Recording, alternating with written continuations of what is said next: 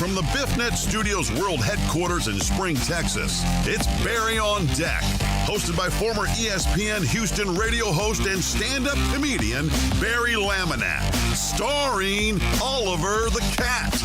Written by Barry Laminack, produced by Barry Laminack, directed by, you guessed it, Barry Laminack, featuring sports, entertainment, special guests, film sessions, and some drinking. Okay, a lot of drinking. Viewer discretion is advised. And now, here's your host, Barry Laminack. What's up, you damn dirty deckheads? Welcome to Barry on Deck. I am your host, Barry Laminack. Thank you guys for being here. Today is Wednesday, September 17th, 2025. And this is episode number 984. Yeah, that's right. 984 of Barry on Deck. Welcome to the show. Welcome to the program. Good to see you. Your boy has been, I'm not gonna lie. I know that is a terrible picture of Joey B. I'm sorry. Yeah, I have pepper in my mouth from my eggs that I made. I understand it hurts, but I had to get a representative picture of some topics for today. I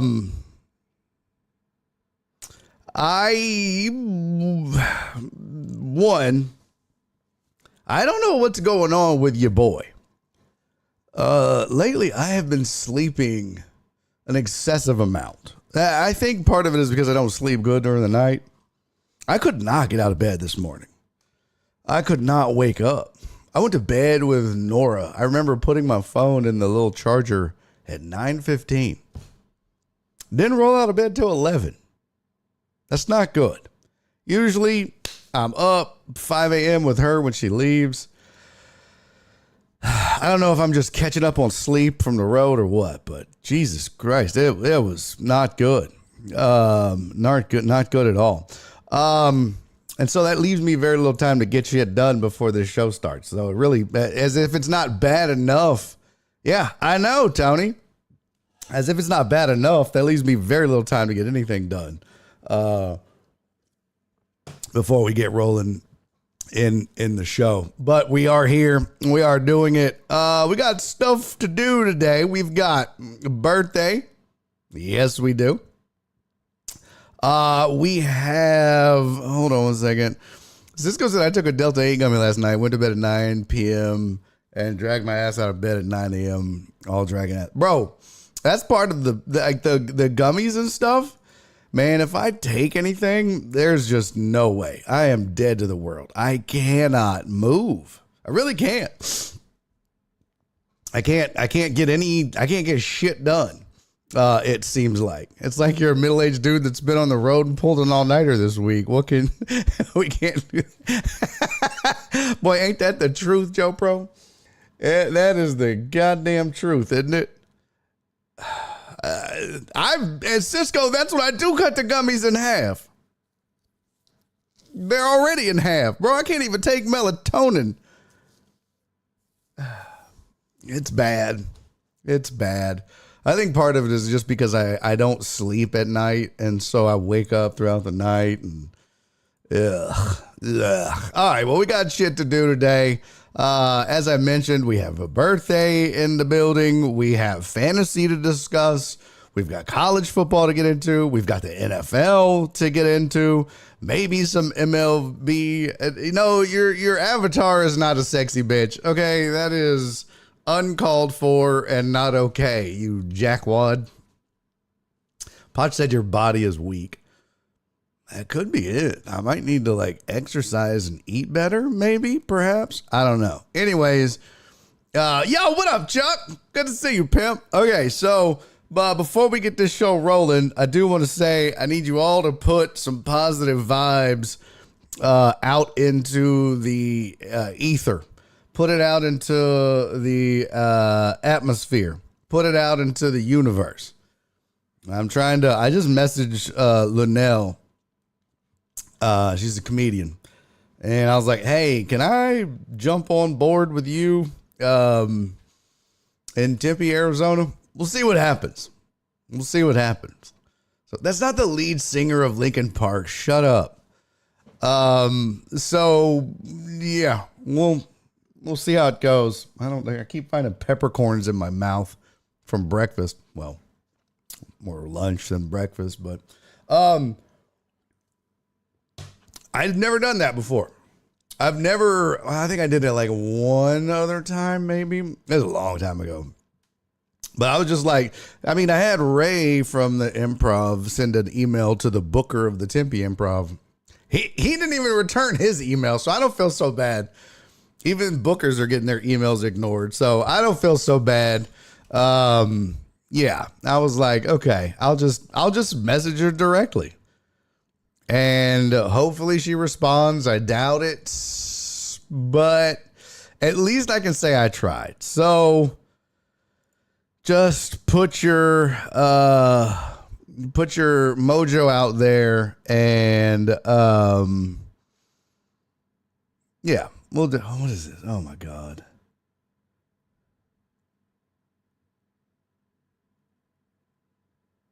Okay. This is, hold on one second.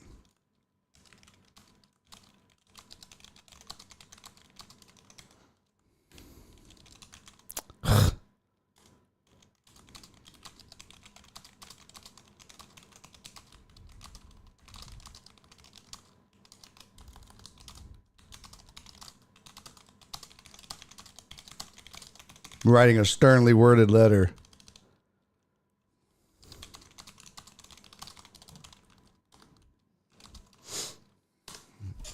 Okay. Close that. I don't need to see that anymore. All right. We got shit to do. Let's roll. Let's shoot your shot. I'm not shooting a shot. Oh, you meant with Lunel. I thought you meant with somebody online. Like, that's what I was typing. Yeah, that's closed mouths don't get fed. That's right. Tony, I thought you were saying that I was trying to get a female's attention. I'm like, bro, I'm too old for that. I don't even do that on the road. I've had women come up to me after shows and hit on me. I'm like, I just did 30 minutes of marriage material and you're still up here hitting on me? You skank. I would never.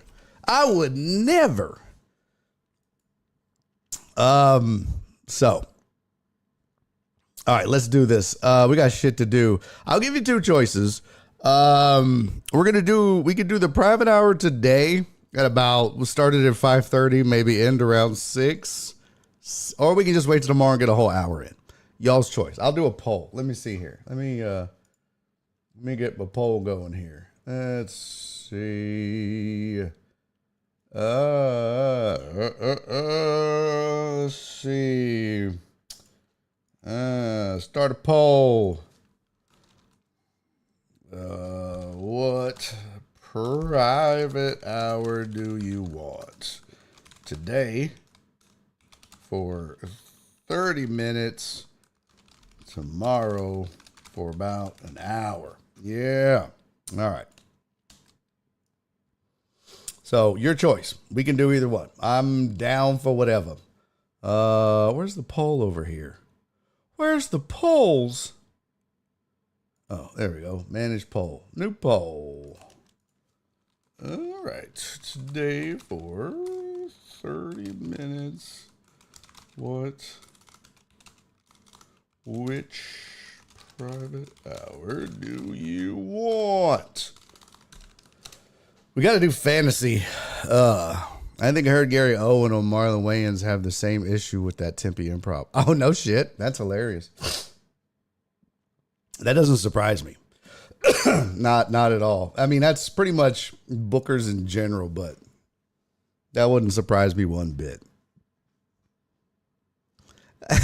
Joe Bro said never trust tomorrow's center point or tomorrow's. That's a really good point, Joe Bro. I never thought about that, but that's a damn good point. Tony's already talking shit. There was fantasy this past weekend. I thought I had a bye week. Wow. I don't remember who you played, but man, that's not very nice. Man, I was watching a Andrew Schultz podcast with Gary Owen on it, and it was very interesting to say the least. Also, I do have like a backup plan. One club reached out, but it's not quite what I would be hoping for. You know what I'm saying? So I think they want me to MC or something like that. So I'm trying to get a feature gig, but yeah, we'll see. All right. Okay, do I have any stories? There was something I wanted to share with you guys. Nah, I can't remember now. All right.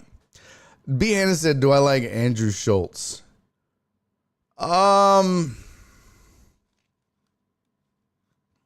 So I'm not like a fan. Like, I don't know all of his stuff. Okay. I don't watch a lot of his stuff. Like, I've seen one or two of his specials, and then I watched that podcast, and literally that's it. Like, I'm not like a regular listener or subscriber of his podcast. When people ask me to list my favorite comics, he's not on there. But I will say, the most recent one I just watched was his special called Life. And I thought it was actually pretty funny. I thought it was funny. I shouldn't say pretty. I thought it was really funny. I think he's a good writer, and I don't know. I think he's got good delivery. He's got a good jokes. He's a good storyteller. So yeah, I'm not like do I like Andrew Schultz? Yes, I think he's funny. Am I a fan? No. I wouldn't go that far, but I respect what he does, and I think he's funny. Absolutely. He made me, after watching that special, I was like, man, I really need to tighten up my shit. And that's what a good comic, I think, nowadays does for me. When I watch a good stand-up, really the effect isn't, man, they're hilarious. It's really more like, I need to tighten up my shit and get on that level. I know, Rudy. I caught myself. I knew you were going to say something, you jackass. I knew it. I was like, oh, fuck. Here comes Rudy Rod.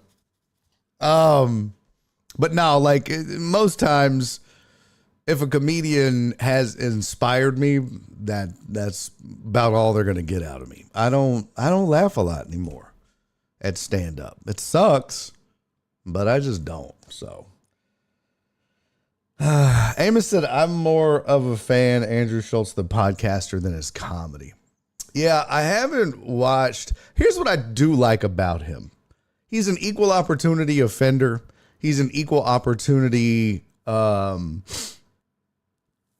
basher. It's as it seems. I don't know, but just from what I've seen, and it appears, and he's not scared to take a risk or say some things that could be considered, offensive or edgy or whatever. And that's okay. Like, that's the thing. A lot of people think I'm like, oh, you can't.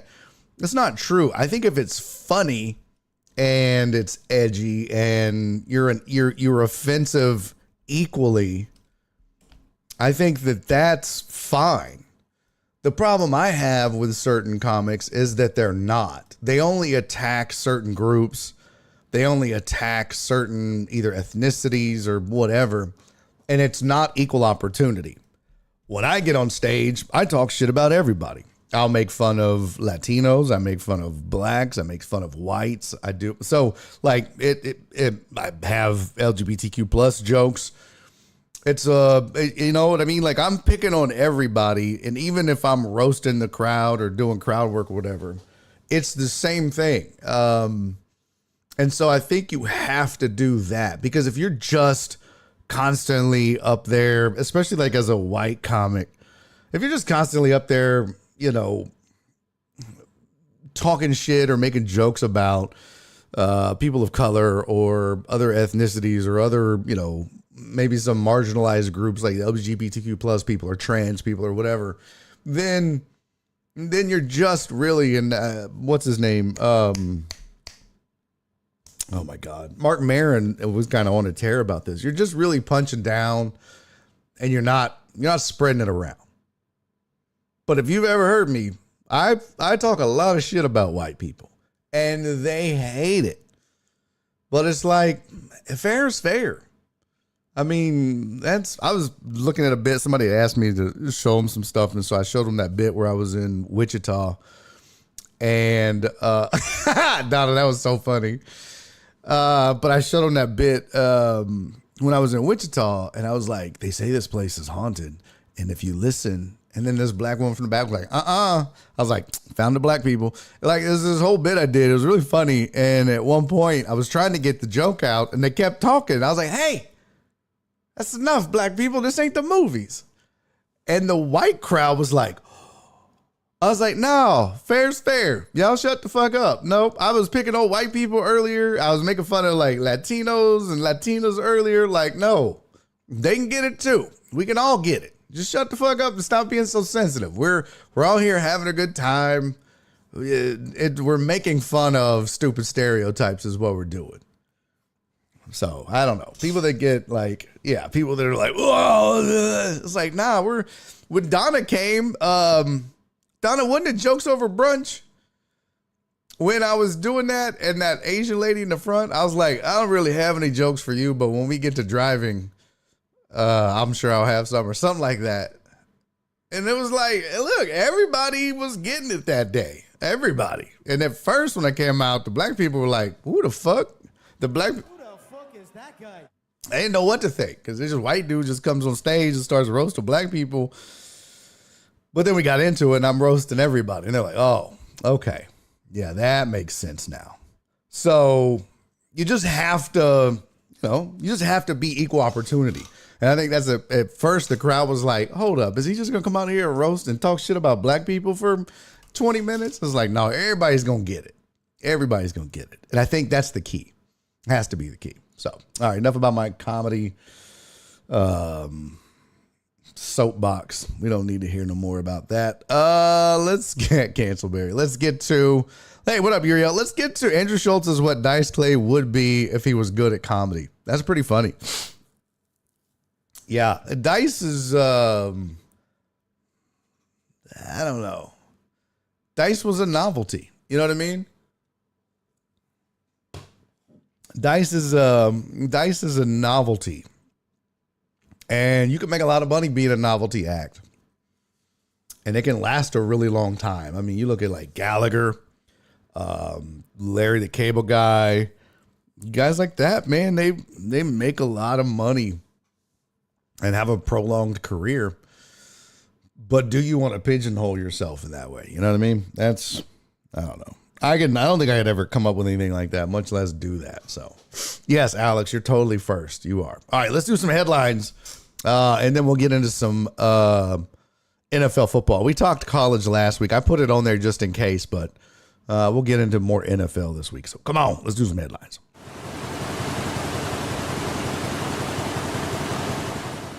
All right, here's your sports headlines for the day. I actually just pulled yesterday's, and I need to update the bottom one, but there was nothing like super major that I saw on ESPN as far as headline worthy, other than the Bengals said they're not ruling out Joe Burrow's return later in 2025. But we're really going to get into that when we get into like injury reports for fantasy and stuff like that. So we'll discuss more of that later, which is why I didn't, put that on the headlines. But I thought this story about Brady being in the booth with the headphones on and everything, I thought this was really interesting. I did, because it seems like the NFL is kind of, I won't say bending over backwards, maybe acquiesce isn't even the right word, but it's like Whatever. He's the GOAT. We'll turn a blind eye. And if you don't know what story I'm talking about, during the Raiders game, they were like, I think it was Peter Schrager on the sidelines gave a report where he said, yeah, Chip Kelly said he likes having Brady as a minority owner because he gets to call and talk to him and game plan and pick his brain all the time. Well, then they cut to a picture of Brady in the press box wearing a headset, and I guess I could find a full pic for you. Let's see, Tom Brady booth. And immediately people were like, whoa, whoa, whoa, whoa, whoa, whoa, whoa, whoa, whoa. Is that a violation of some sort of rules? Here's the photo. That's what it looks like. So you can clearly see Brady there with the headset on. There's other people in the booth with their headset on doing their thing. And Brady's up there with them. Total Dallas. So, and yeah, Chuck, I think this is a case of Brady does what he wants. Now, the problem is that Brady is also a member of the media. So during the week, Brady meets with other teams, coaches, and players. They talk X's and O's and game plans, and they talk, football. And that week. And then it becomes, how much do you want to share with, because the whole point of those meetings is to get some insight as to the game plan for each team. And there's an unwritten rule that if you're a media member and you get those gigs, you don't share that information with the other team. You don't talk about it. You don't do that. So, but you are privy to a lot of information. Maybe, Brady could be like, well, what do you guys, you guys have struggled on third down. What is it you're doing to correct that? Well, we don't want to, make this known. So keep this between us, but we're really actually going to use a fullback more on, and he's a pass catching fullback out of the backfield, but it gives us flexibility on third and short and medium, because now we can run the ball. We can pass the ball. We have good pass pro with him, And it's like, oh, now as the owner of the Raiders, he can just pass that along if they play that team later. Hey, by the way, on third down, they're going to put a fullback in. And it's like, I don't know if that's okay. But the NFL has said, whatever teams choose to share with him is their business. But he is allowed to be in the booth with the headset on. Now, what they also said is that he can't participate in like practices and team meetings. Let me see, where is it? NFL ruling on Brady. Yeah, Dub said Brady's an announcer. I doubt he's out on the press conference streets. No, I'm not saying press conference. I'm saying pregame. What they do pregame is they meet with the head coach, the OC and the DC and players, and they talk about the team. They talk about the struggles of the team. They talk about the upcoming game and the game plan. And, how are you going to, if you're Tom Brady preparing to announce a game, okay, you might, let's say that you're announcing the Ravens game. You might ask the DC of the opposing team, how do you stop Derrick Henry? What is y'all's plan? Like, a lot of teams can't, no matter what. Like, what is your plan? Like, what are you going to do? And that DC may open up and be like, we think we have a best chance if we do X, Y, and Z. We feel these are our strengths. And, because our weakness is this, we don't want to, have to deal with that. So the way we're going to stop Derrick Henry is we're just going to load up the box and make, them beat us with their, I don't know, whatever the fuck it is. But that's why these guys sound so knowledgeable during the game. Okay. They're not this good at study. It's because they get to sit down and meet with all these people, pick their brains and ask questions. And then they use that information during the broadcast, but not, they might be like, when we talked this week, they said this was going to be, they liked this matchup. And you might hear that a lot. So that's what they're doing. Exactly. Amos is Tom Brady. He wouldn't cheat. This is a dude. It'd be like if Jordan was doing something like that. They're so competitive. They're going to do anything to win. As an owner, I don't think that changes.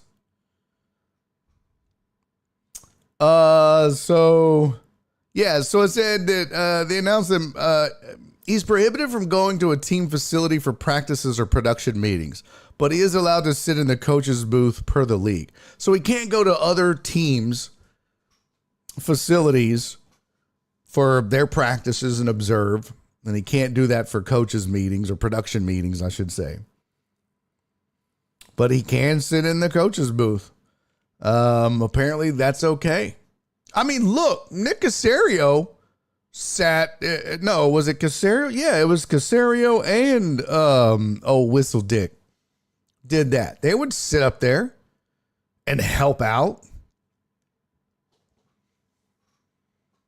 So apparently this isn't a violation in the booth, but I think the bigger concern is if it's not that he's in the booth, right? That's not the concern. The concern is, what does he gain through his position in the media? And then how can he use that while being in the booth? That's the crux of this. It's not that he's up there. If the Texans had J.J. Watt as a minority owner and sat his ass in he's a media member too now. I don't know. Andre Johnson, prolific offensive guy for the if they're Joe Burrow said, Whistle Dick made me snort beer out of my nose. Fuck you, Lavinack. My bad, bro. But this, so you get what I'm saying? Like if Andre Johnson, who's not a member of the media, but he's just a minority owner of the Texans, is sitting up there and he's like, nah, I wouldn't run that. That's stupid or whatever. That don't matter. That's their business. It's once you're a member of the media and you're in pre-production meetings and you're in coaching meetings and you're in all these, you're getting this inside info that you normally wouldn't have access to as just an owner of a team. So to me, that's the problem. Is it's got to be one or the other. Either he can continue to do those things, but he can't be anywhere near a headset or communication on the sidelines during game day. Or even, during, I guess he can show up at his team's facility and help out. It just doesn't seem okay. But also, if I'm every other team in the NFL, I ain't telling him shit. Like, so what do you guys, how do you guys handle this? I'd be like, I'm not saying shit. Well, it would be good insight for me to have for the broadcast. I don't give a fuck. We play on 8 weeks. I ain't saying a goddamn thing. Because Tom meets with them over Zoom and stuff. Be like, so, what's this guy's game plan on, third down, or how do you plan on running the ball more efficiently? We don't. I ain't telling you shit, Tom. You know what I mean? Like, I'll tell Joe Buck or I'll tell Tony Romo, but they're not owners and teams that I have to worry about down the line, especially competitive owners who have been known to cheat in the past. Fuck you. You out your damn mind. That's funny. Cisco said if I was an OC, I'd be like, well, we're going to deflate the ball to get a better grip. Yeah. We already had cameras positioned everywhere. to record their practices. Oh, does this all seem familiar, Tom? Potts, we plan to take a knee on every play. That's our plan. Hey, you can't fumble if you're taking a knee. Whistle Dick is a great name for that whistle dick. Yeah, true indeed. True indeed. I bet Brady wants to know what spider to Y banana. You missed the Y, dumbass. Dubs, ain't that the truth? Whatever you found out didn't help. Geno Smith, my God. Awful. Awful. They look terrible. All right, so that's that. And then the other thing, where'd it go? Jordan's hurt again. I saw Chuck say, is Jordan the Joe Burrow of baseball? Man, I don't know. Is this freak accidents? Is he made of glass? You know what I mean? Like, I'm not really sure. I have no idea. It's not good though. The track record thus far is not good. They said he's going to miss significant time. It's for a team that is limping into the playoffs. Well, they're all accidents per se. You know what I mean? Like, I don't know. Like, they're all it's not like football where it's physical. You know what I mean? Like, all of this, well, unless he got, I don't know, the hand injury. Did he get hit? Is that what it was? I don't remember now. I'd have to go back and look. Let's see. Jordan. I thought it was swinging, but Jordan hand injury.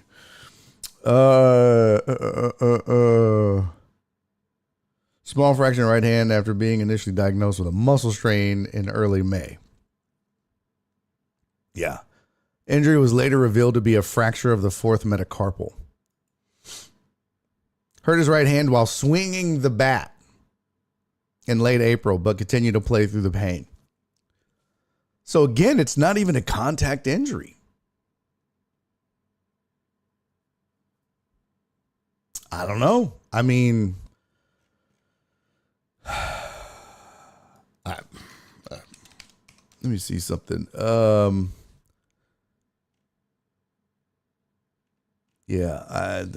So it doesn't, significant sprain out a while. I don't know, man.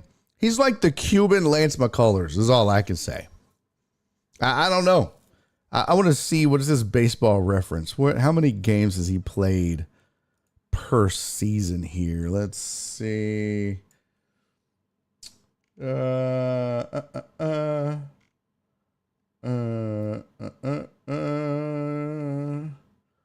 mean,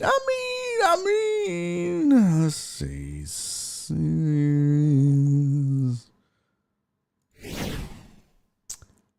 Games played. 2019, he played in 87. 2020, he played in 2. 2021, he played in 144, then 135, then 114, then 147, and now 48. 147 was the most he's played in. So he misses about 20 games a season. Well, he's played in 677 games. He missed a whole season. And I guess we'll count that because that was a season. So we got to divide that. So let's do 677 divided by 7 seasons. 1, 2, 3, 4, 5, 6. Yeah, 7 seasons. Wow. He's averaging 96 games a season. Now, if you take out the whole season he missed, which, okay, we could just do that. That's pretty easy. 675 divided by 6. That was also a shortened season. He's averaging 112. So he's missing about 40 games a season. That's 4 trips to the IL. 10-day IL. 4 trips. That's not good. The season is 6 months long. About once a month, he goes on the 10-day IL. About once every 6 weeks. As prolific as he is, that's tough to fade.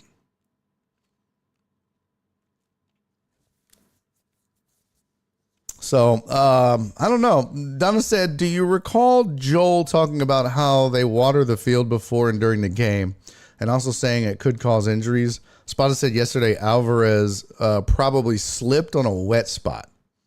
No, I don't recall Joel saying that. I unfortunately didn't get to listen to their show very often, if at all.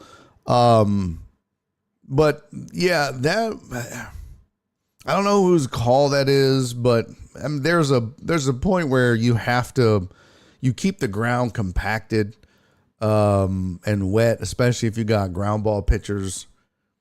So they'll tend to water a little bit more. And it was a long time ago. Yeah, I don't recall it, but it makes sense. It does make sense. Posh said Jordan only plays on days the CC goes to work. It makes sense that maybe they're overwatering, you know? All I'll say is this: the best ability is availability. That's a fact. And dude is just not around right now. And that's a problem. All right. So I don't know what you do. I mean, this team is limping into the playoffs, first of all.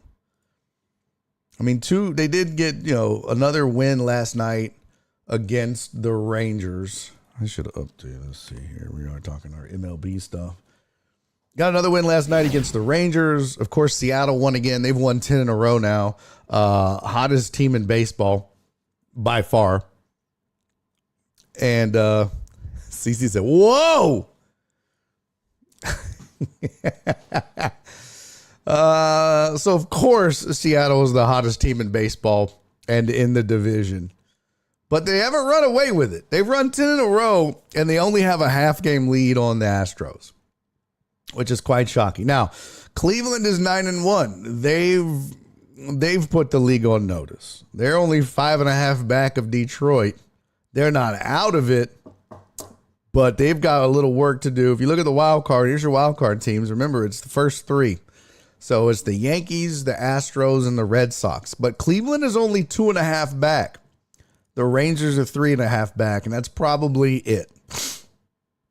Kansas City, Tampa Bay, Baltimore, and what do you call it? Sacramento, the Athletics. Ain't happening. But Cleveland and Texas are close. Now, Texas needs to win a game, obviously, against the Astros. That's who they're chasing. But even if the Red Sox lose, that helps. I said Cleveland. I meant the Rangers. Texas needs Boston to lose, but they still have to leapfrog Cleveland as well, who's also hot. So it's going to be tough sledding for the Astros.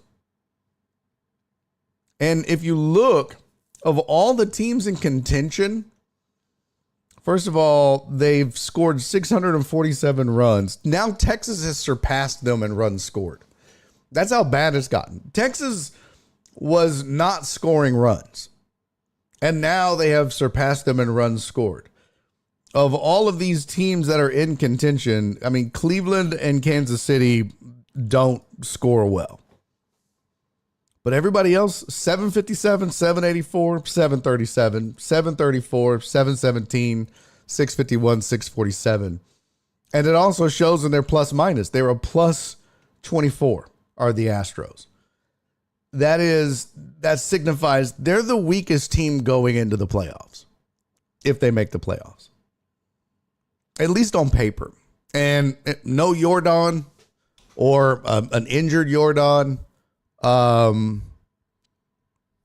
don't have Isaac Paredes. You don't have, I mean, McCullers is flamed out. This is a team that is not healthy. Let me look at their full.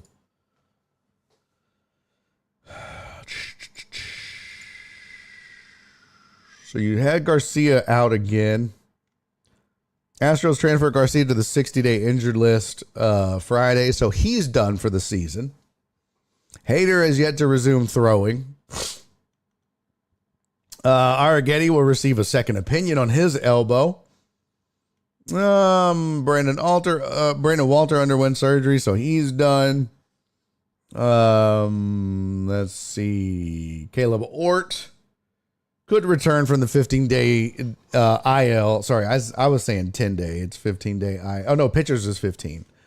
Yeah, pitchers is 15. Players is 10, I believe. Jordan out. Lance McCullers on the 15-day IL.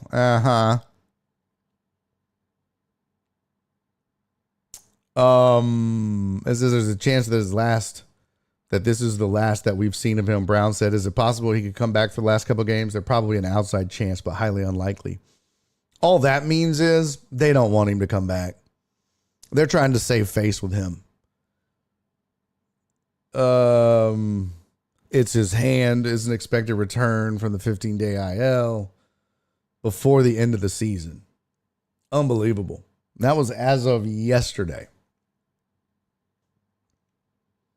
I mean, look at this. This is still one of those games we could play where would you take the Astros injured list or starting lineup head to head? You've got Jordan, Lance, Isaac Paredes, Josh Hader, Luis Garcia, Spencer Arrighetti, Brandon Walter, Caleb Ort, Zach DeZenzo, Brendan Rodgers, Pedro Leon. Like it's, I forgot about Ronel Blanco, Hayden Wisniewski. Man, that's a lot of talent. That's a lot of talent. I don't think most people want Lance to come back, honestly, Potch.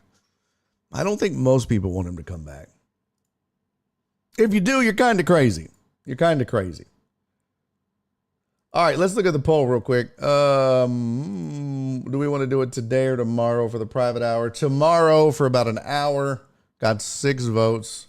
Today for 30, got 3. Over on YouTube. Tomorrow for an hour, got 57% of the vote. Today got 43. So looks like we're doing it tomorrow. Okay. We'll do the private hour tomorrow. Oh, you can go a little longer.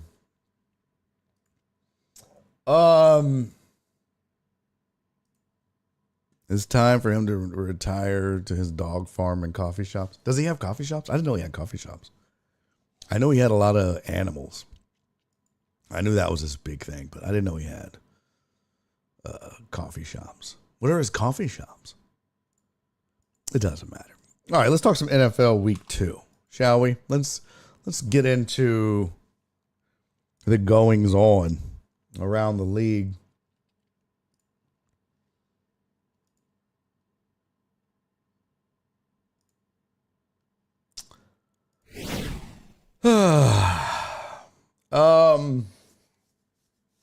A lot of QB injuries right now. A lot of people saying Barry has diarrhea. A lot of people saying that shit was so funny. Let's see. The Athletic.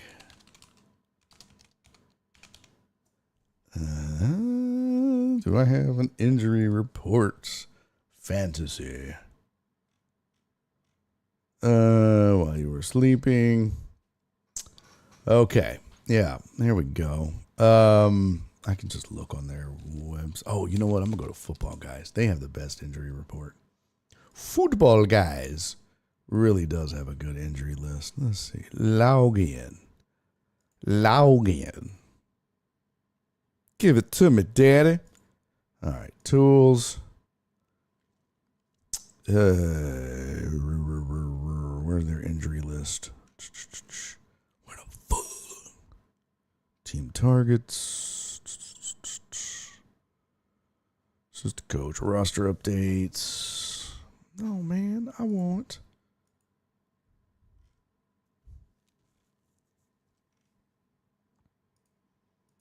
Where in the hell is their injury list? Welp, I don't see it.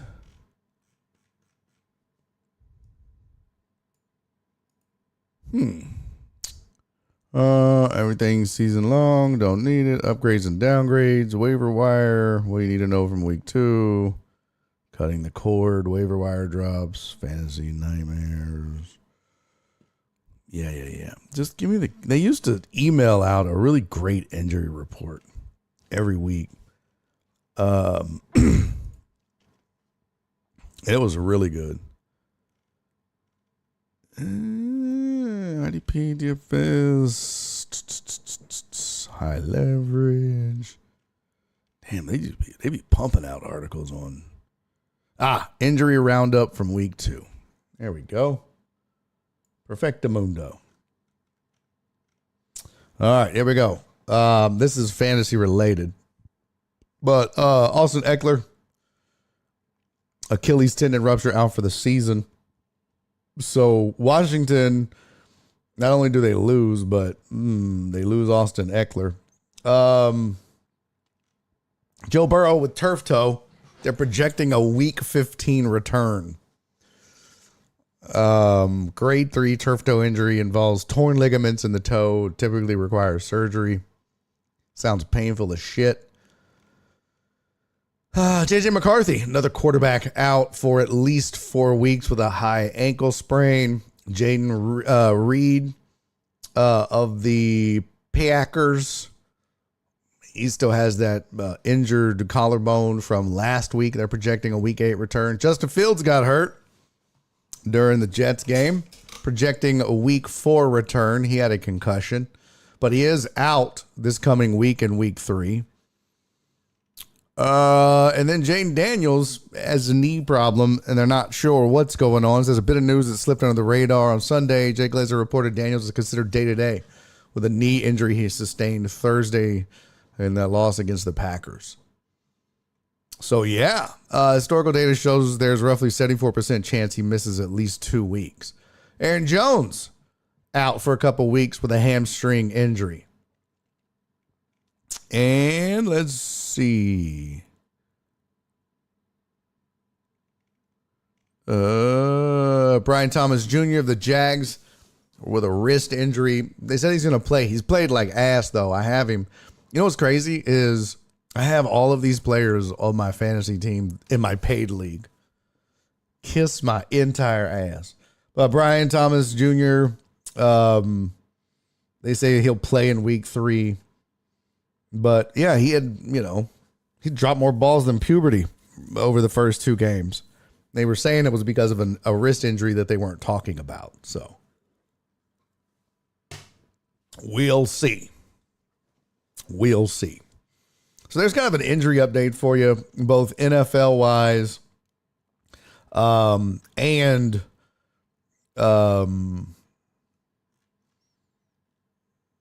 let's see. There's the injury roundup from week 1. We didn't even go over that, but it's worth a look.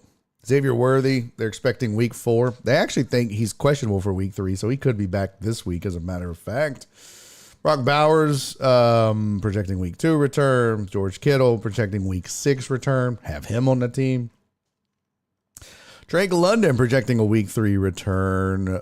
Chris Olave, week 2. Puka Nacua, return to game, expected active. Juwan Jennings, timeline TBD.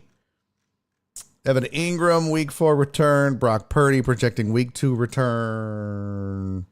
And then Will Shipley, week 4-5. So there you go. There's the first couple of weeks of injuries. And let's talk games. Bengals are in trouble without Joe Burrow. Well, I mean, I say that. Look, I say that they're in trouble. Jake Browning, I think, is the backup. Isn't that right? Isn't it Jake Browning? Jake Browning? Is that right? I should know this because I have Joe Burrow on the paid team. Jake Browning? Yeah, Jake Browning's the backup. But he balled out last year when Burrow went down. Don't And I say balled out. It's all relative, I know. But this was his stats last year. He played in 9 games, almost 2,000 yards, 12 touchdowns, 7 interceptions with a 98.4 rating and a 60.8 QBR. Not terrible. When he came in for Burrow, he threw for 241 yards, but he did have the 3 interceptions, so that's not great. That's a good Packers defense, though. But he wasn't part of the game plan. He didn't have his mind right, and he still managed 2 touchdowns in that regard. So, you know, is it ideal? No.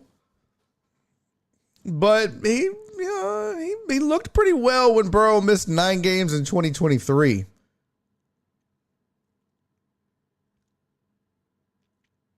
Who's to say? Maybe he finds that form again. If he can do that, he'll keep them in it. And that's about what happened, week 15 return. Well, we're going into week 3. That's 12 games. We put in 9 in 2023. So, I don't know. All he's got to do is keep them in it. That's the big thing, is just keep them close. Just, you know what I mean? And he's lucky. Let's see what Cincy's schedule looks like. Yeah, they got Minnesota, Denver, Detroit, Green Bay. That's not good. Pittsburgh, the Jets, Chicago, Pittsburgh, New England, Baltimore, Buffalo, Baltimore, Miami, Arizona, Cleveland. Shit. Yeah, that's not good. I was going to say he's lucky that he's got some easy games coming up, but I mean, yeah, New York, I don't know. Chicago's not going to be the easiest game in the world. Damn. They probably go 0-3, maybe 0-4. Although they very well should win this Minnesota game. So they should go 1-3. Yeah, so they'll probably go 1-3 over the next 4. So that's decent. But that puts them at 500 to start the season. They get through Green Bay, and then it's like, okay, Pittsburgh, they'll probably lose to Pittsburgh, probably beat the Jets. I think they might lose to Chicago. Well, they'll probably lose this Pittsburgh game and win this one. They'll probably split with them, win the road, or win the home, lose the road. New England, I don't know. New England's been okay, but they haven't played anybody difficult yet. They ain't beating Baltimore, and they ain't beating Buffalo. And they ain't beating Baltimore again. So if he comes back week 15, it'll be versus Baltimore. But by then, so it'll be 3-3. We'll call it 3-4, 4-4, 4-5, 5-5, 5-6, 5-7, 5-8, 6-7 at best, maybe. They ain't making the playoffs. I ain't bringing him back if that's the case. If they're 6-7, 5-8 here, forget it. I ain't letting him play the rest of the season. Even if they win that game and they run the table, it's too late.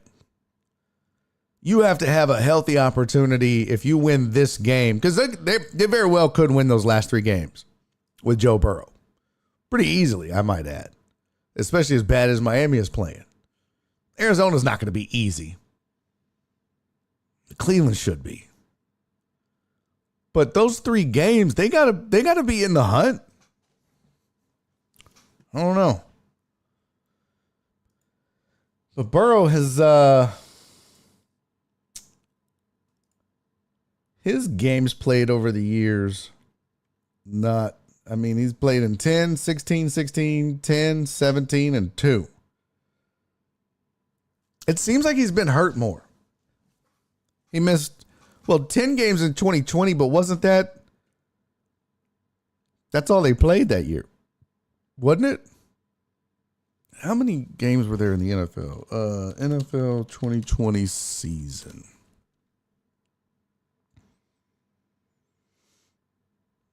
Regular season. Oh, no, 17-week schedule. Okay.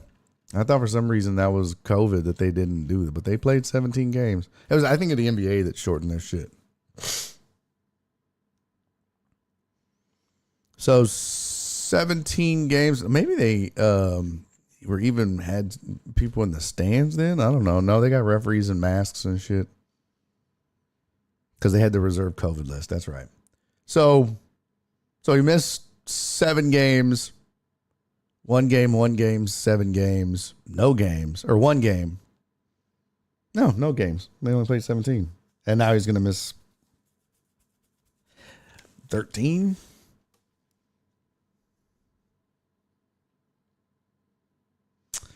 Of course,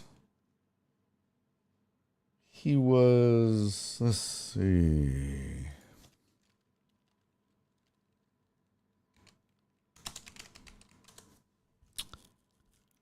When was he drafted?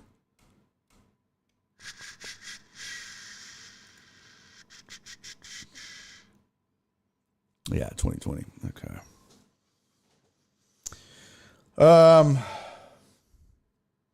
He was an NFL Comeback Player of the Year in 2024 also? I forgot about that. I certainly did forget about that.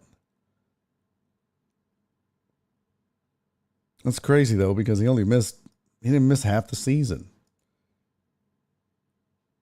Yeah, he hadn't missed a season. I don't know. That's crazy. Texans going on an 18-game win streak. Let's calm down. By the way, he may as well sit out for a better pick. Yeah, true. Chuck said they beat Chicago. They have plenty of weapons on offense. Defense is suspect. Browning is good. Yeah, no, I get it. But he's still a backup. Most popular person in the town is the backup QB. They're good until they ain't. You dig?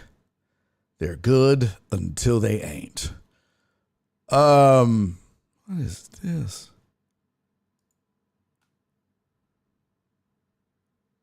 Oh.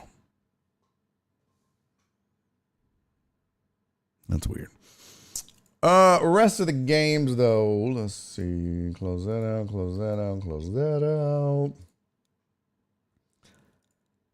I just want to talk about the Texans for a second. Let's just get right to it. I just want to talk Texans for a second. Cowboys went in a shootout, made Russ Wilson look like, I don't know, Joe Montana. Lions handle business. Rams handle business. Again, Patriots beat the Dolphins. I think Patriots are 2-0 now. Saints get it done. I mean, Niners get it done against the Saints.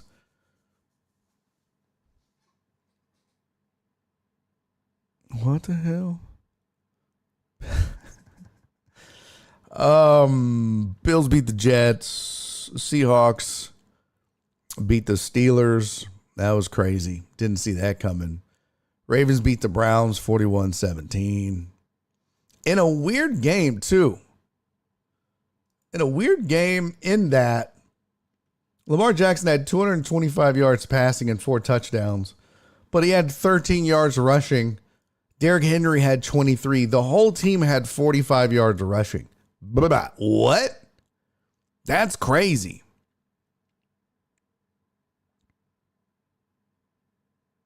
Oh, Patriots lost to the Raiders? Oh, yeah.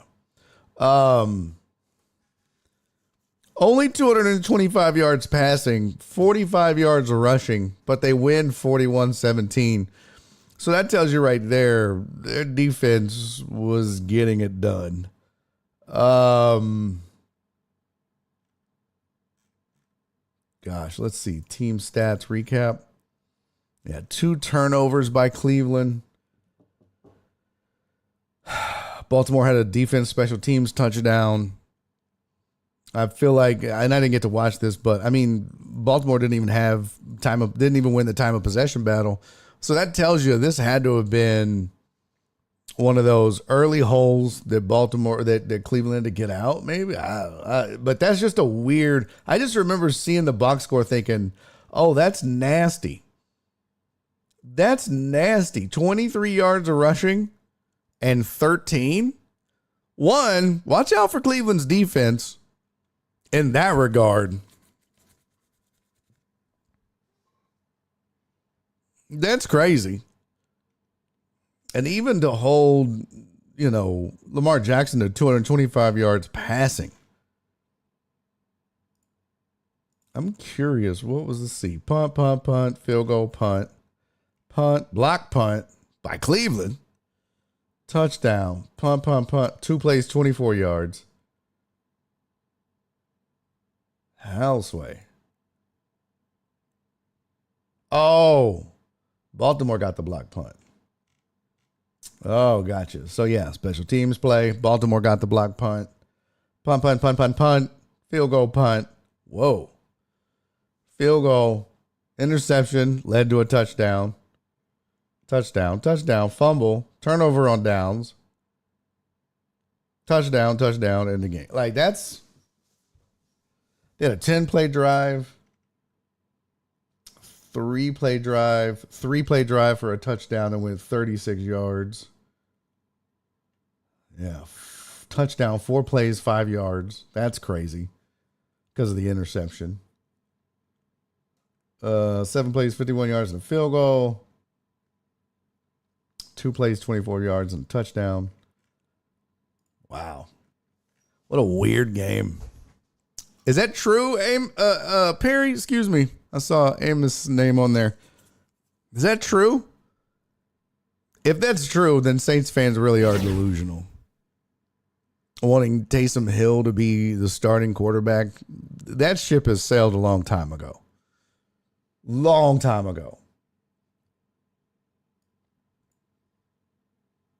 Ridiculous.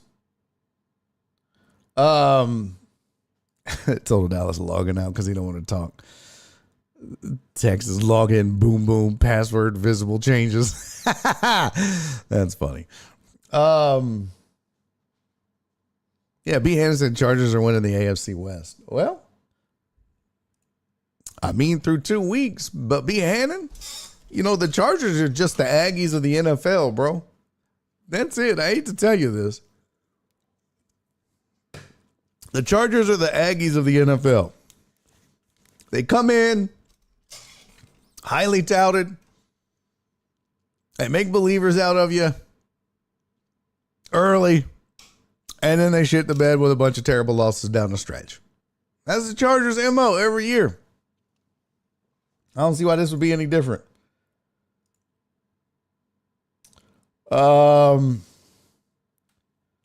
Rest of the scoring here. We'll just run through real quick. Colts go to 2-0. Beat the Broncos 29-28. Houseway.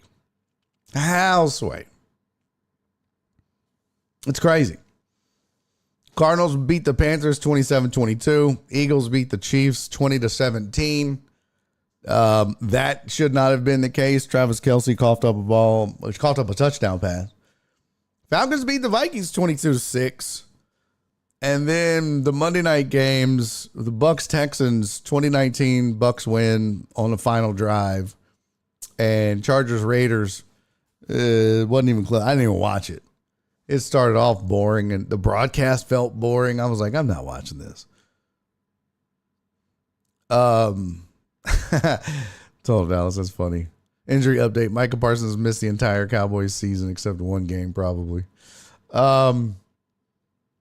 But I want to talk a little bit about the Texans here.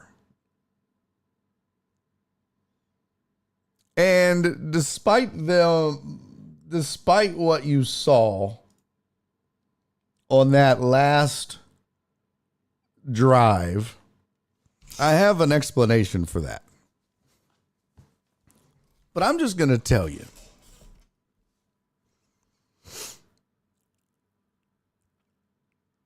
One, my first thought is this Texans offense doesn't deserve that defense. They don't deserve that defense. The Texans offense is an abomination right now. They're 28th in passing. 28th in passing. Now, is this a team on an offensive unit much like the Astros, riddled with injuries, missing key components like Joe Mixon? Yes.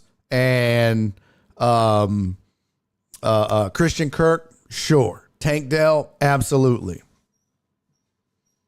But you traded away one of the best left tackles in football on an offensive line that was already ass, and now you're just assier. But I don't want to put this totally on the offensive line. Poch, I don't disagree with you, but I think it's time that we all take a step back, and as much as we probably hate to do it, CJ Stroud has got to play better. I mentioned it last week. I'd like to see him do things a little bit different, but even when he has time to throw, this accuracy that they keep touting isn't there. His accuracy hasn't been as good as it was in year one. Now, when you're fearful that you're about to be sacked again for the 95th time in one game, that tends to happen. Your feet get happy, you get moving, you know, your mechanics break down. So I understand he's got a little David Carr disease. He's got a little Matt Schaub feigning goat in him right now. I get that.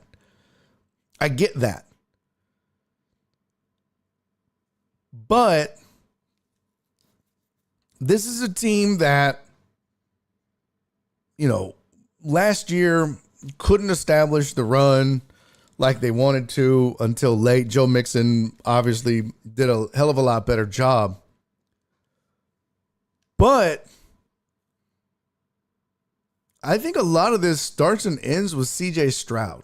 Whether it's, you know, in the passing game, in the decision making, this is not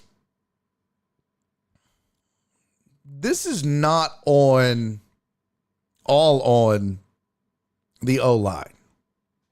Could the run game be better? Absolutely. Yes, the run game could be better. Could pass pro be better? Absolutely. But if you watched the game, there were ample opportunities that he just flat out missed. All right? There was 2, if not 3, deep balls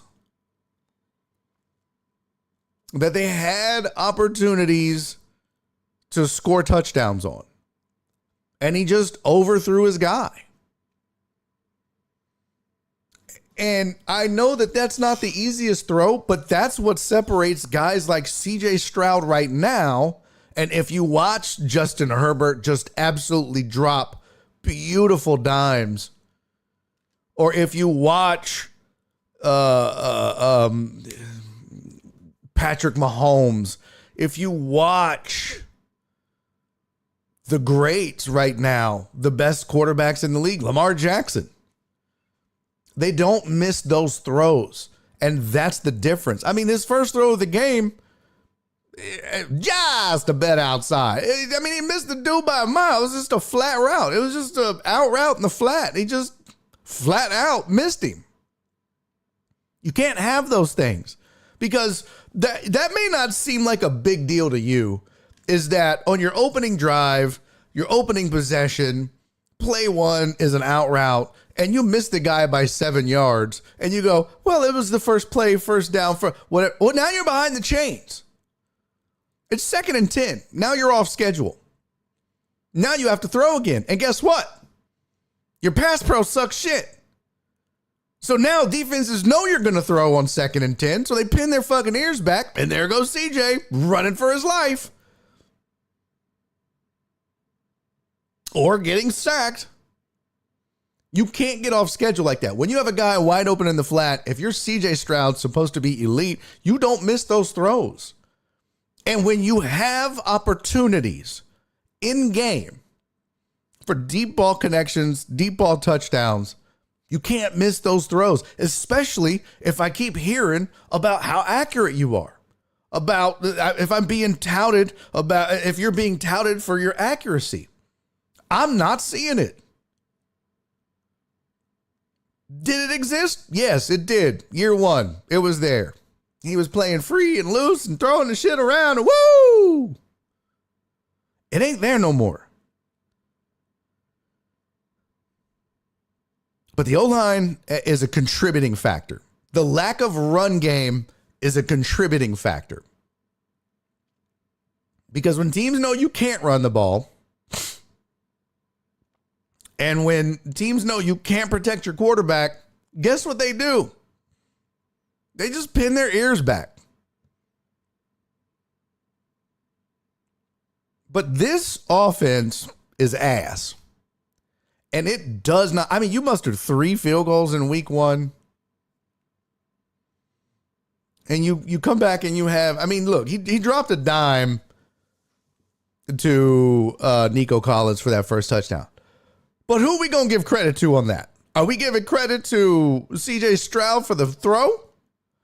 Or to Nico Collins for one hell of a catch staying in bounds? Let's be real. Fact of the matter is, Tony fire Slowick. Yeah, that ship has sailed.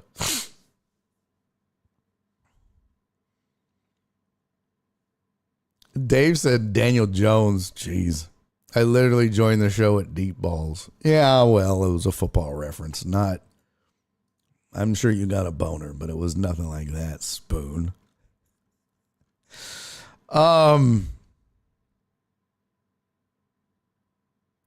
Yeah, Tony said he's using his legs more, which is good, but he has arthritis right now. I want you guys to watch.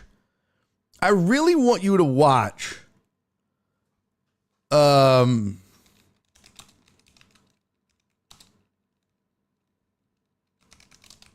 Something. Because here's the problem. And I showed you this last time, but let me see something here.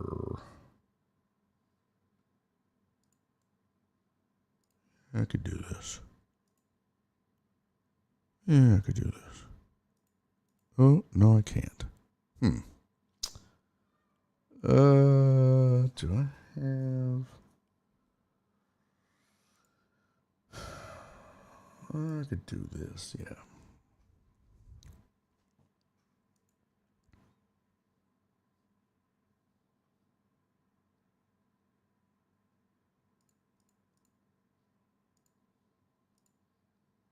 I just want to show something like real simple. What the shit? Nope, that's not. Where'd that come from? Let's see. Close.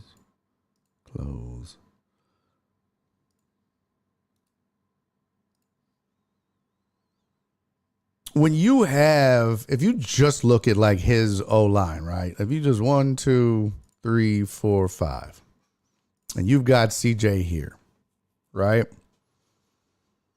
When you look at like however you want to set it up, pass pro, let's see, or I mean defenses. The problem is this, just straight up.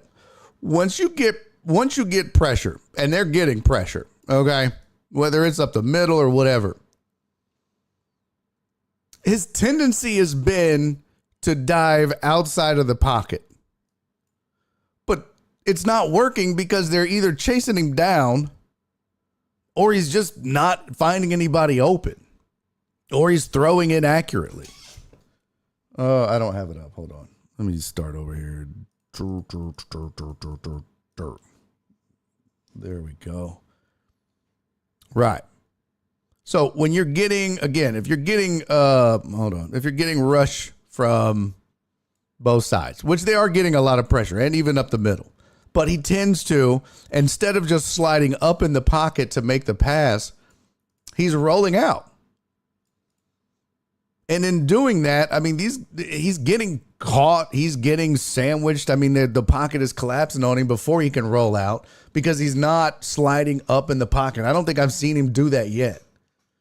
It's just, to me, that's what you see the difference between a pocket quarterback who uses and moves in the pocket itself and a guy like CJ who's got happy feet. He's scared, and all he's doing is he's just taking off and running. This is exactly what David Carr did. Matt Schaub couldn't do it. He wasn't fast enough. But this is what David Carr did towards the end. He would just take off running. And a lot of times what's crazy is he would take off running out of bounds, and it would be a sack because he wouldn't throw the ball away when he got here. He would just run out of bounds. That's a sack. Dumbass, throw the ball away. At least CJ does that. At least he throws the ball away. But I just want to see him move up in the pocket a little or move in the pocket a little. Yeah. Are you going to get sacked? Yeah. This O-line sucks. It's probably going to happen. But you know what you could also do too? If you're the Texans? Put a tight end in the block. For fuck's sake, get a fullback. Get a back to chip. Something. This is the same shit we saw last year.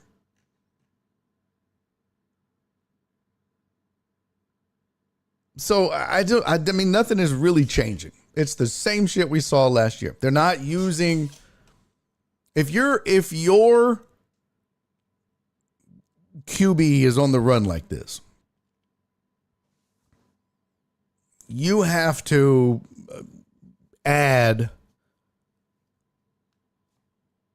pass pro. You have to add in a blocking tight end or a fullback or, run a two-back set. I don't give a shit. But buy the man some time. And CJ has to learn how to maneuver in the pocket. I'm curious to see. I know there's some advanced NFL metrics. I would look them up. I just feel like he's not playing in the pocket like he's supposed to. Just at least from what I see. And let's see, NFL Week 2 QB deep ball accuracy. I know this exists. Data on NFL quarterbacks from Week 2 is not yet available. Oh. StatMuse. Let's see what StatMuse has. Yeah,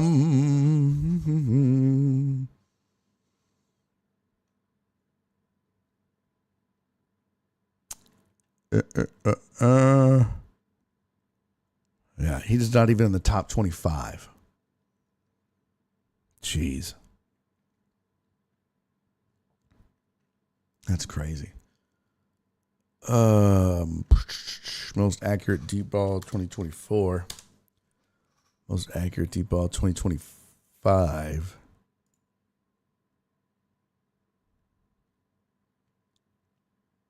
He's 21st. 21st. And this doesn't have his advanced stats though, does it? No.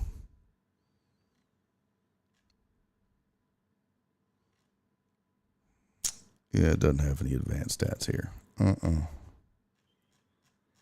But I'd be interested to see. I'd be interested to see rookie running back look good. Yeah. But look, let's just real quick, make no mistake. They ran 46 total plays to Tampa's 72. Okay. I want to show you something because I said, I don't think that this offense deserves this defense. And some of you might say, but the defense gave up the game-winning drive. Let me make my point. All right, you had touchdown, field goal, touchdown to start the game, right? Great start. And then you had punt, end of half, punt, missed field goal, turnover on downs, blocked punt, and then that's special teams play. Then you had a field goal. They did nothing. 4 plays, 0 yards. touchdown, 2 plays, 26 yards after a punt. But look, you had 10 plays, 71 yards, turnover on downs at the 1 yard line. You couldn't convert. You couldn't punch it in from the 1 yard line on 4 tries. But then you had 3 plays minus 5 yards, 5 plays, 1 play, 5 plays. That was end of half, but 5 plays, 20 yards, 5 plays, 22 yards. Here's the thing. The defense was fucking exhausted at the end of the game. They were exhausted. So the fact is, you can only do so much. I mean, if you think about it, until the last drive, they held the Bucs to 14 points.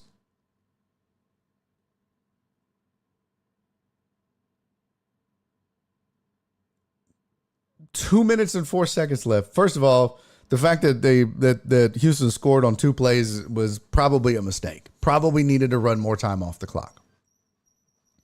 Tactical mistake, I think. But you had to score. I mean, I guess you could have kicked a field goal.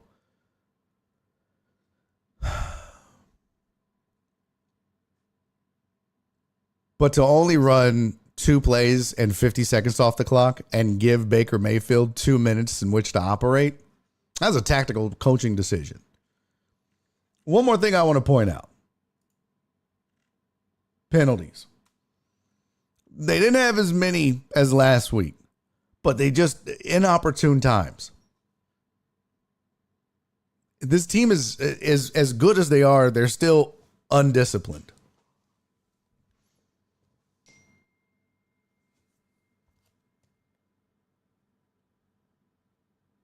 Well, Spoon, you said my bad, then you sent how many?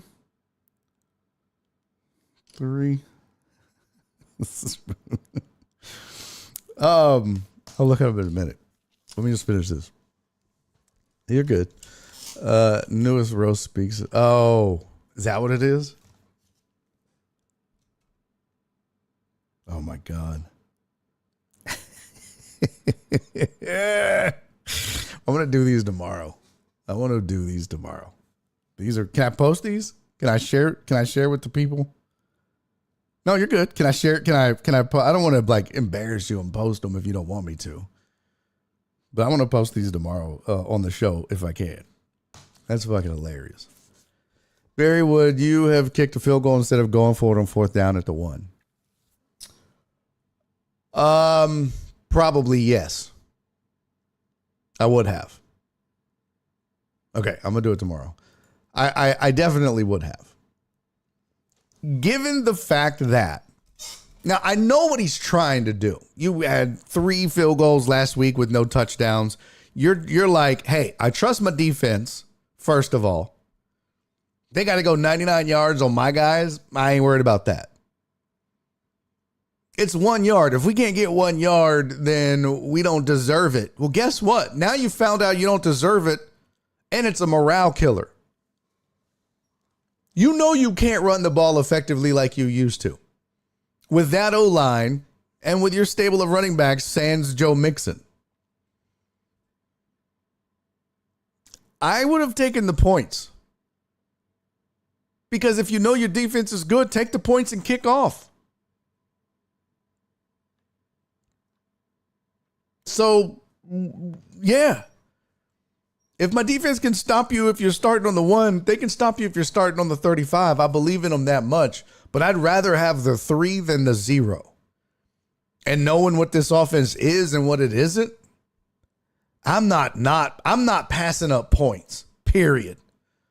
Not with how inept this offense is. So, yeah, give me the 3. You can't. I mean, now would not be the time to try to prove a point with this offense.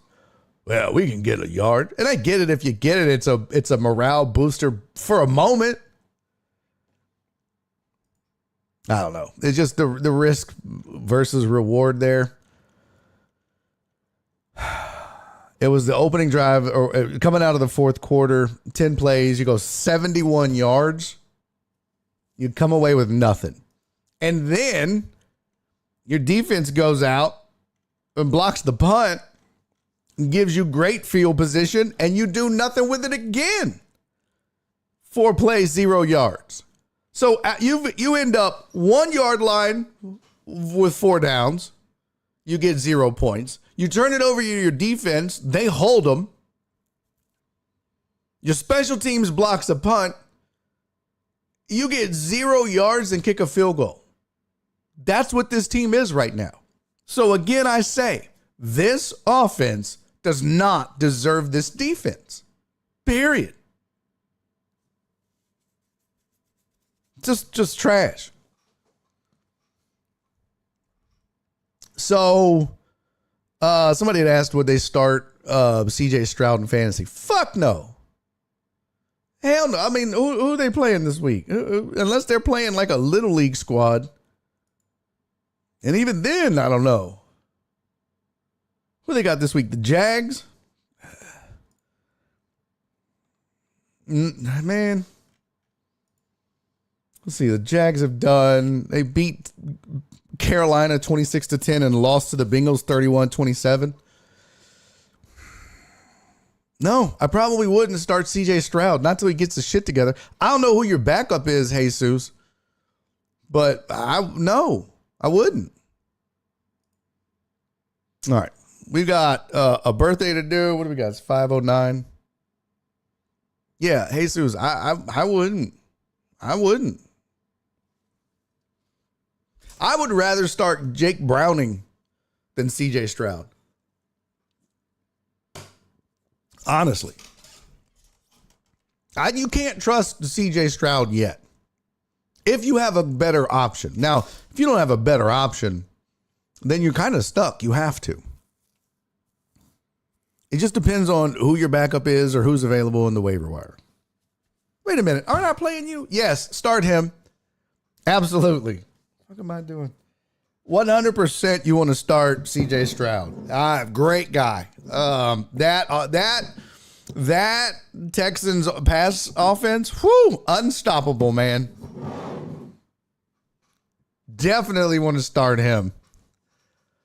100%. The fuck? Told Alice that my coworker says he questions Stroud's pre-snap reads. Man, I'm questioning his pre-snap reads, his post-snap reads. Can he even read? I don't fucking know. I don't really know, bro. It's not good. It's just not good. It's trash right now. It really is.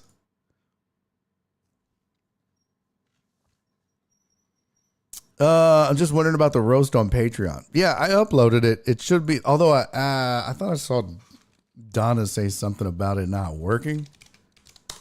And let's see. Roast of the ESPN 97.5. Yeah, video's not playing. Barry on Deck removed this video. No, the fuck I didn't. I didn't remove the video.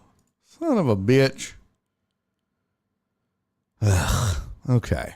Well, I've got to figure that out.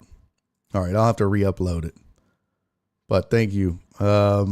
Jags are favored over Texans, and I may give the points. Yeah, we're getting close to 11-8 or 5,000 season. This is Walt. You know what, man? I may owe you an apology, bro. And it's not even because of the defense. It's just this offense is just trash right now. This is crazy. This team is 0-2 in this division. Let's see.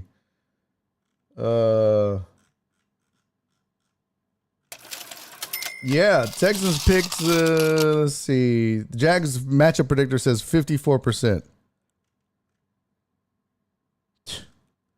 That's insane. There's just no reason the Jags should be favored. Let's see. I don't see the odds, though.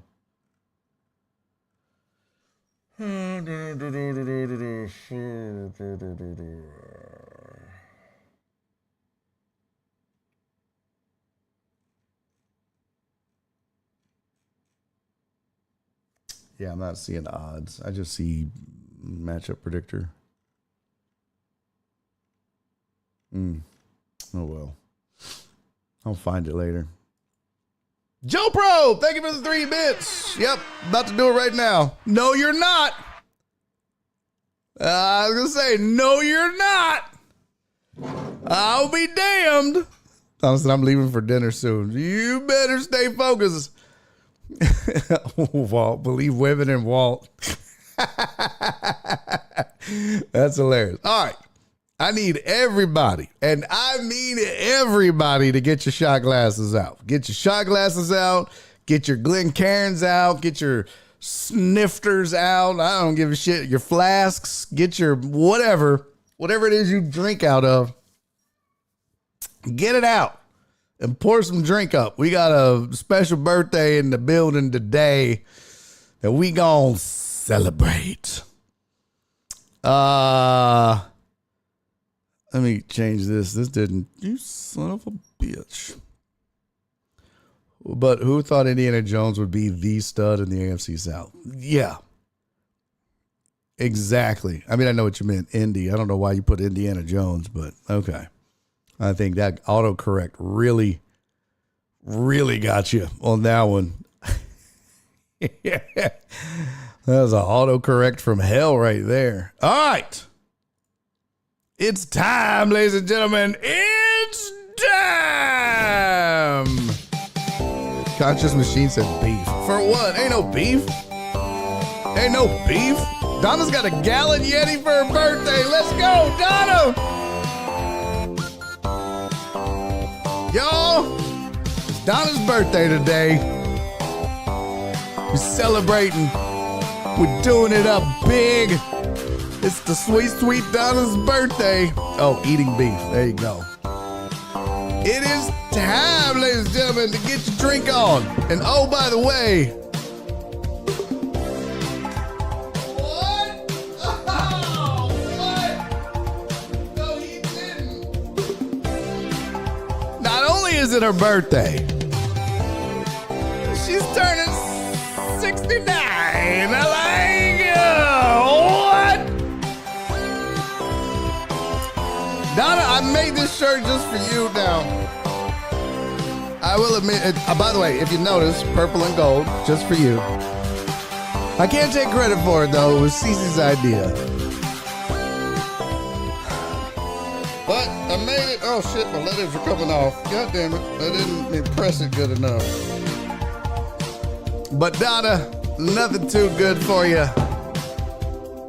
You know I love you. Let's get this back up here. Hold on. Where's the shit? Oh, just get the birthday slide back up. There we go. You know I love you, Doc. We all love you. We all appreciate you. The matriarch of the Deckhead family. We love you. I love you. I appreciate you. I can honestly say, as long as I've been doing this, sports talk radio, going all the way back to 2012 or 2013? I think it was 2013 when I won Rock the Mic. I think Donna was one of the first people I ever met doing radio. And it was at Rock the Mic. And we've known each other since. She has been in my corner ever since. And she has never wavered. And that's hard to find, not just in this business, but in life. So Donna, I love you, sweetie. I hope the day has been great and continues to be amazing. You're the best. And I hope that you know how much I appreciate you.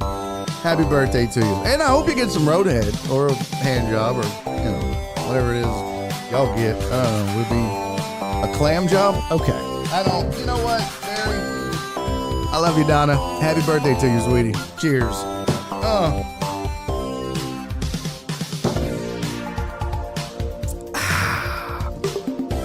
So good, man. When you're in the mood to drink, that's what you drink. It's delicious. Donna said I want this shirt. Well, I will. You don't want this one because the goddamn letters are coming off. I have to redo some of the letters. I think if you wash it, I think they'd all come off. Yeah, I don't know why they're coming off. That's weird. It must be my super hot body. Donna, I love you, sweetie. Everybody wish Donna a happy birthday in the chat, please. And I'm sorry I missed your party. I was out of town. Fucking with Craig's stupid ass. But it looked like a lot of fun. It really did. So I'm glad Cece did that for you.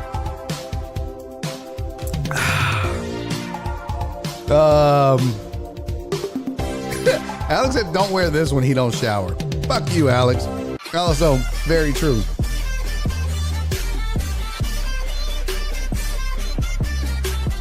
All right. That's the birthday from a sweet, sweet Donna. Mwah. Much love to you, Donna. Yeah, I can repress it, but I got to redo the letters because they're all fucked up now.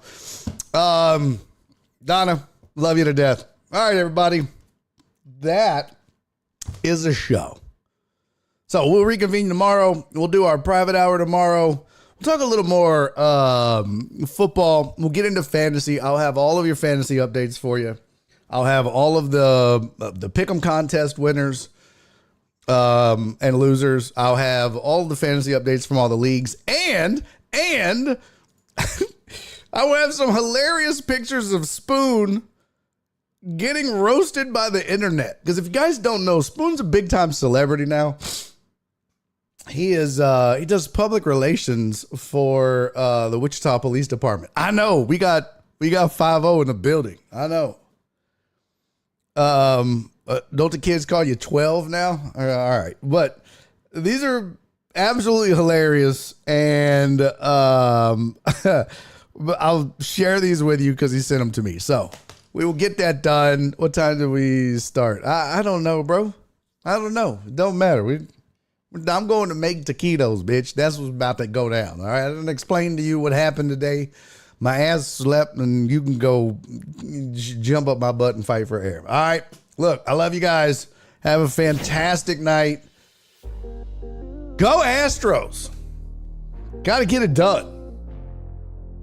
Got to get a sweep is what they got to get. They need this sweep more than anything right now. It has to happen. All right. We'll have some fun tomorrow. I'll see you then. In the meantime, do me 3 favors. Yeah, stroze them. Be safe. Be kind. And most importantly, love each other. Joe Bro, thank you for the reminder. Donna, I love you to death. Happy birthday. I'll see you guys tomorrow.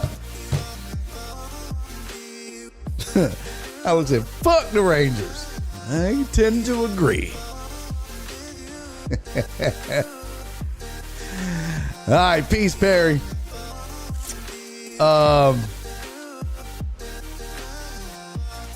Thank you, Flip. And who said fun show? Alex did. Thank you, Alex. Much love, y'all. I'll see y'all tomorrow. Bye. Eddie's making a YouTube video.